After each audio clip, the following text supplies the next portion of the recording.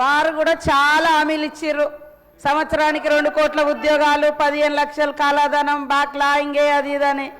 వీళ్ళే రైతుల గురించి గొప్పలు మాట్లాడుతూ 2019 ఎన్నికల మేనిఫెస్టోలో రైతులకు పెన్షన్ కూడా ఇస్తామని చెప్పారు. 2 సార్లు గెలిచిర్రు కేంద్రంలో. అవి ఇయ్యలే. మా రాష్ట్రం ఇప్పుడున్న అటువంటి అప్పుల కుప్పగా ఉంది. అయినా కూడా మీరు సబ్సిడీలు అంటేనే పేదోళ్ళని సోమరిపోతులను చేస్తారనేది మీ ఆలోచన. కాబట్టి సబ్సిడీలను ఎత్తేసుకుంటూ ఇవాళ మీరు మాట్లాడుతున్నారు. నేను ఒకటే అడుగుతున్నా, ఇవాళ 266 రకాల పనులు ఉండేది ఈ చట్టంలో, MGNREGSలో. ఇప్పుడు ఆ పనులను కూడా తగ్గించారు. ఎట్లున్నదంటే నూనె లేని వత్తి ఎగేస్తేంది దిగేస్తేంది అన్నట్టు ఉంది. దీపంలో అలా నూనె లేదు. నువ్వు 125 రోజులు అని చెప్తున్నావు. మరి 125 రోజులు రాష్ట్రం మీద మోపడానికి మీకు ఏం అధికారం ఉంది? 50 రోజుల పని భారము మోపేటప్పుడు మరి సమైక్య స్ఫూర్తితో రాష్ట్రాల యొక్క ఒపీనియన్ తీసుకోవాలి కదా. 2004-05లో ఈ చట్టం వచ్చినప్పుడు కొన్ని జిల్లాలకే పరిమితమై ఉండేది. తర్వాత 2009లో ఓవరాల్ ఇండియా మొత్తం ఉపాధి హామీ చట్టం ఇంప్లిమెంటేషన్లోకి వచ్చింది. నువ్వు ఆ రోజు వారి యొక్క గాంధీ గారి యొక్క జయంతి సందర్భంగా వారి పేరును కూడా పెట్టడం జరిగింది. ఇవాళ గ్రామీణ ఉపాధి హామీ అనేది 1970 నుంచి స్టార్ట్ అయింది మహారాష్ట్రలో కరువు కాటకాలన్నప్పుడు.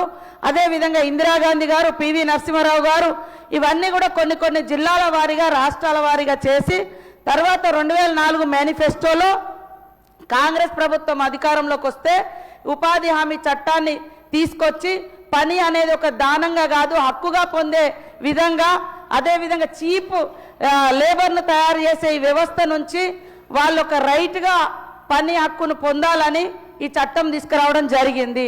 దాని మీద మీరు కూడా ఇంత అక్కసు వెళ్ళగలుగుతారని నేను అనుకోలేదు. ఇంత పని అరే పేరు అరే నామ్ బదలన కాదు, కామ్ ఇవ్వండి ఫస్ట్, పేరు మార్చుడు వీటి అవి కాదు కదా నేను అనేది. మీరు 125 రోజులు పెంచిర్రు, సంతోషం.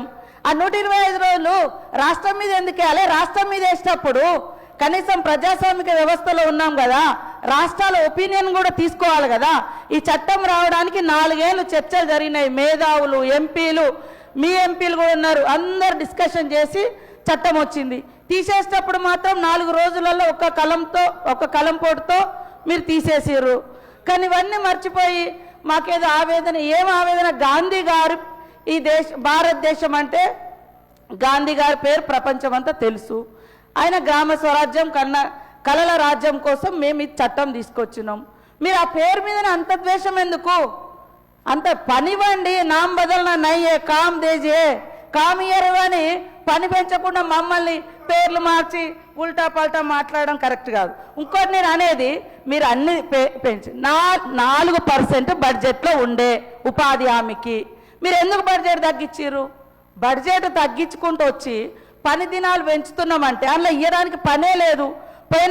పోయిన ఆర్థిక వ్యవస్థలో తెలంగాణ రాష్ట్రానికి 12 కోట్ల పని దినాలు వస్తే ఈసారి 6 కోట్ల పని దినాలకు తగ్గించారు.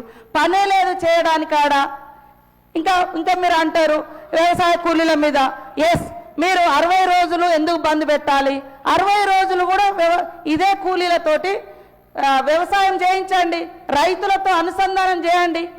అప్పుడు రైతులు సంతోషంగా ఉంటారు, కూలి వాళ్ళకు కూడా కూలి దొరుకుతుంది కదా. కోత పెట్టడం ఎందుకు అన్నా? మీరు చేసేదంతా ఈరోజు కార్పొరేట్ కంపెనీలకు చీప్ లేబర్ను అందించడం కోసం జరుగుతున్న కుట్ర. పేదోడికి పని దొరకకుంటే అప్పుడు నాకు ఇంత రేటు కావాలి అని అడిగే బేరం ఆడే శక్తి పోతుంది. ఎంత పని దొరికితే అంతకెళ్ళిపోతారు. అప్పుడు ఇవాళ పెద్ద ఎత్తున అటవీ ప్రాంతాలలో మైనింగ్ కోసం విధ్వంసం జరుగుతుంది. అక్కడ చీప్ లేబర్ కావాలి, కార్పొరేట్ కంపెనీలకు చీప్ లేబర్ కావాలి. అందుకనే తప్ప నువ్వు రాష్ట్రం మీద భారం మోపేటప్పుడు రాష్ట్రాల ఒపీనియన్ తీసుకోవాలి కదా. నువ్వు ఇస్తావా ఇయ్యవా నీ ఇష్టం. ఇయ్యనప్పుడు నువ్వు మా మీద భారం మోపేటప్పుడు మా అభిప్రాయాలు కూడా, రాష్ట్రం యొక్క అభిప్రాయాలు కూడా తీసుకోవాలి కదా. మీరు రుద్దే అధికారం ఎక్కడిది? అది రుద్దడం అంటే అది ప్రజాస్వామ్యానికే విఘాతం కదా. ఆర్టికల్ 47 ప్రకారం భారత రాజ్యాంగంలో పని కల్పించే హక్కు ఈ ఉపాధి హామీ యొక్క చట్టం రావడంలో ఆర్టికల్ 41 ప్రకారమే మరి ప్రతి ఒక్కరికి కూడా పని కల్పించాలనేటువంటి చట్టానికి ప్రతీకనే ఈ ఉపాధి హామీ చట్టం. కానీ దాని మీద దాడి చేస్తున్నారు.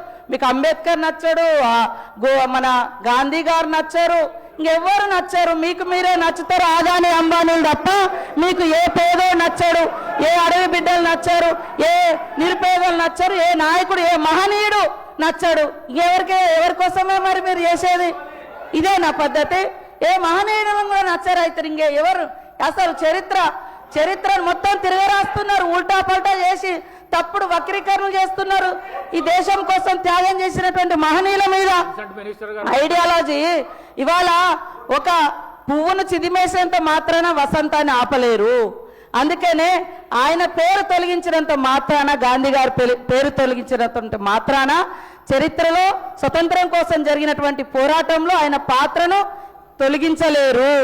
అదే విధంగా ఆయన త్యాగాన్ని, ఆయన భావజాలాన్ని మీరు తొలగించలేరు. కాబట్టి పేరులో ఎందుకంత మరి ఆ పేరు చూస్తే మీకు ఎందుకంత భయం?